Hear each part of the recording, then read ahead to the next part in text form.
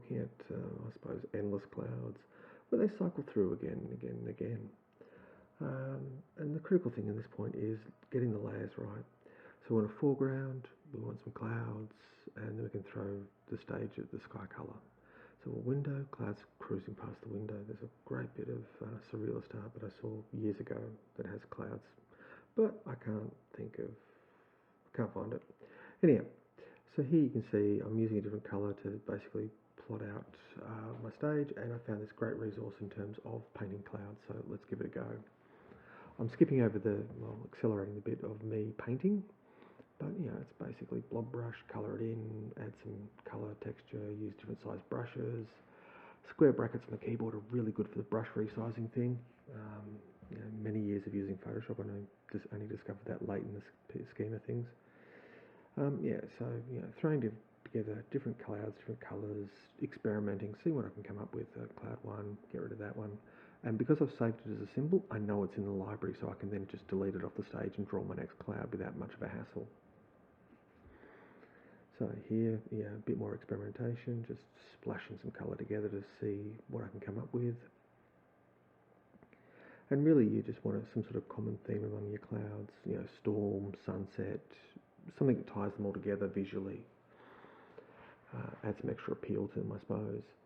And so, here just sort of splashing things down and just, as I said, experimenting, seeing what I can come up with.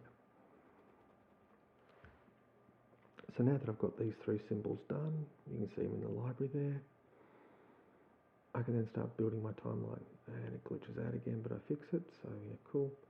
If it breaks away or disappears like that, there's ways of getting it back, but I can easily show you in class. Or if you've got a query, just put a comment down and I'll put together something to show you when it happens and what to do about it. So, anyhow, run it on for so many frames, drop in the first cloud. Now in this case, I'm going to drop in the same cloud 3 times.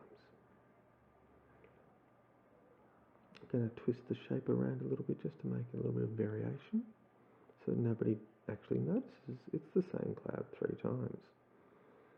I know, tricky, hey? So, selecting appropriate cloud, let's move it and flip it round, come on. I'll twist it, change its shape a little bit. Now, because I've shaded the bottom with that sort of grey colour, it's difficult to actually go, well, I'm going to have to swap it a little bit to flip it upside down or whatever. So, when you work on one stage, you can sort of realise, oh yeah, bit of a problem. Now at this point I actually realised, oh wait, my clouds are see-through. Let's shade all that in. So I get a big blobby brush and just shade it in. A colour of some description. Boom, done. Reasonably happy with that, although I might go back and change the colour to something that's somewhat different and then flatten the layers over the layers, timeline layers section.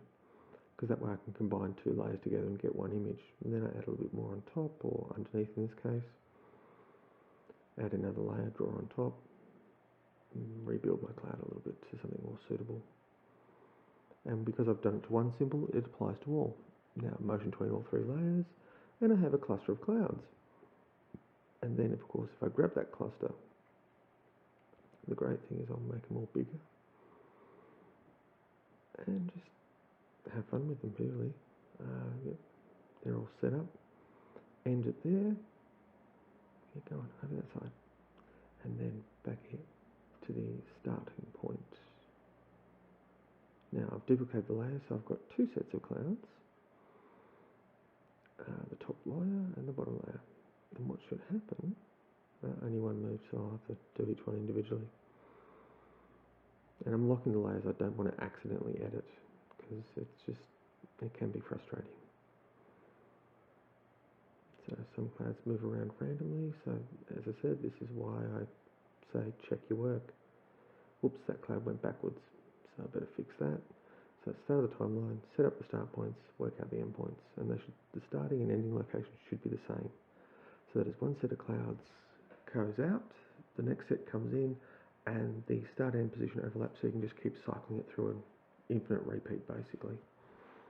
add a bit of foreground. In this case, I'm doing a bit of a window, so yeah, and I'll just quickly draw that in by cheating a little bit. Draw a box, draw another box, feel the difference. Done. And that's what you saw at the end. Don't forget to save.